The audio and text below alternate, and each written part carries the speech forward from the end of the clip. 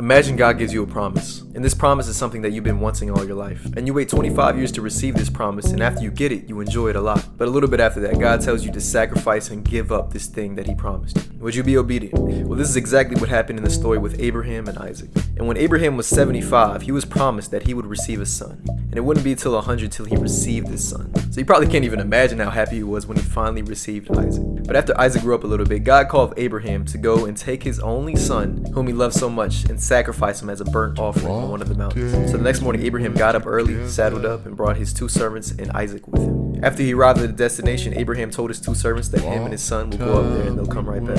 And when he arrived at the place, he tied his son up and laid him at the altar. And as soon as Abraham picked up that knife to kill his son, an angel came and told him, "Do not lay a hand on that boy." He said, "Do not hurt him in any way, for now I know that you truly fear God. You have not withheld from me even your son, your only son."